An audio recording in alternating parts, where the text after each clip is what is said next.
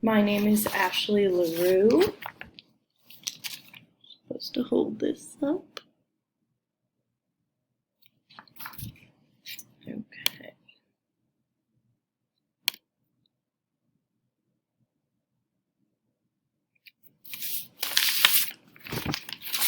So I decided to do my presentation on the anatomy and physiology of the retina.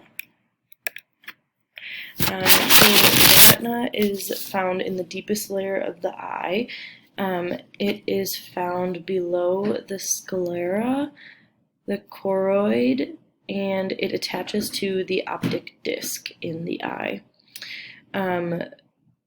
The retina's anatomy is that it is a very pigmented layer and is composed of various different cells, and specifically neuronal cells. The tissue that is found in the retina is very, very thin and delicate. So the physiology of the retina, or its function, is phototransduction. Later in this presentation, I will kind of go over the process of phototransduction, in the parts of phototransduction, as well as the process of visual transduction through the retina. Okay. So we'll go over some cells in the retina. There are various different cells. First, I will discuss the bipolar cells. These cells in the retina function to provide sensory input to another type of cells called the ganglion cells. The input that the bipolar cells receive come from photoreceptors, which again we will talk about later.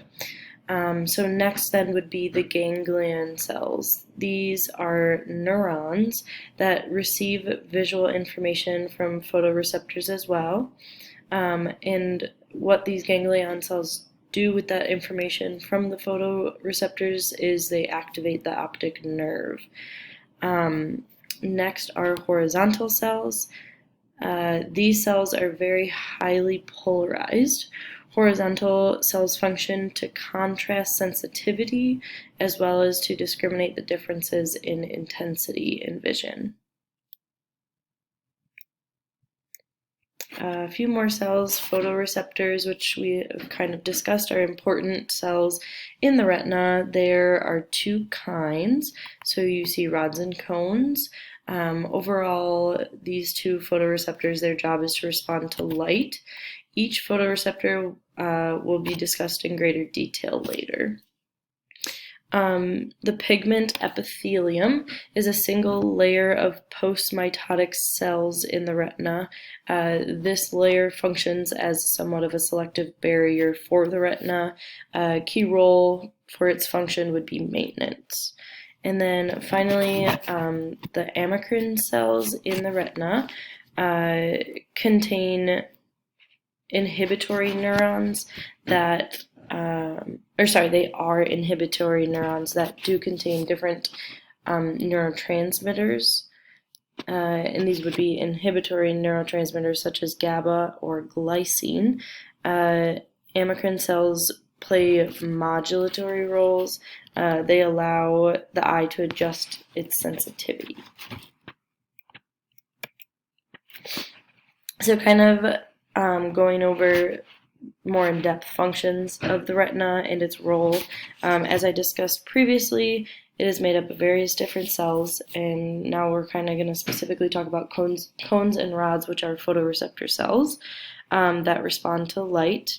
So the first of the two would be cones, and these are photoreceptor cells that function best for color vision.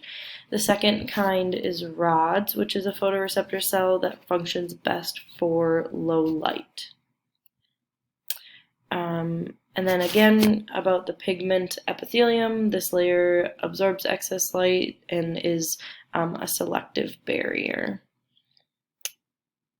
Then the fovea, we haven't discussed yet, is an area in the retina that contains only one type of photoreceptor here, so there are only cones found here, and this area also serves as the eye's point of sharpest vision.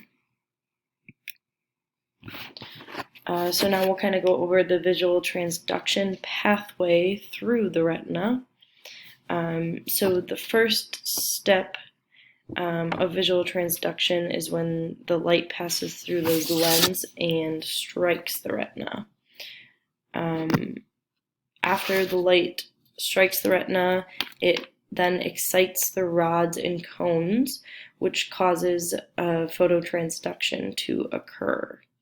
After phototransduction, the neurotransmitter glutamate is released onto bipolar cells, which again, we said bipolar cells provide sensory information then to the ganglion cells. And so the signal is conducted to the ganglion cells from the bipolar cells. So this goes then to the optic nerve, which by activating the optic nerve, then the signal is transmitted to the brain.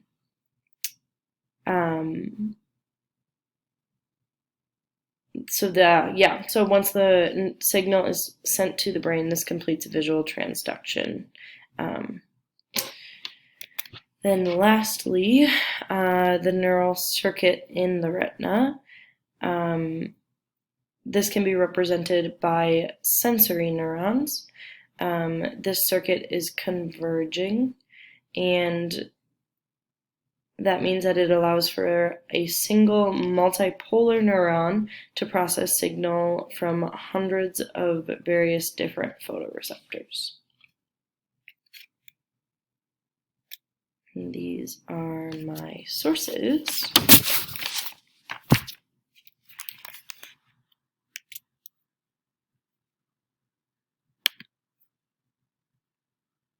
Okay, so then the study aid that I made to kind of follow up after this presentation would be a worksheet. So as you can see, there's a matching section that contains 4 different types of some of the retina cells that are found. So you would match the type of cell with its description. I then had 3 true or false questions that go over various pieces of information about the retina, such as like where it's located, so anatomy, physiology, location type things. Again, more about cells, and then a little bit about visual transduction. And then lastly, I added a few different multiple choice questions about the retina. Again, about types of cells and pieces of the retina, their function, neurotransmitter, in visual transduction, etc. So kind of just summarizes the presentation as a whole.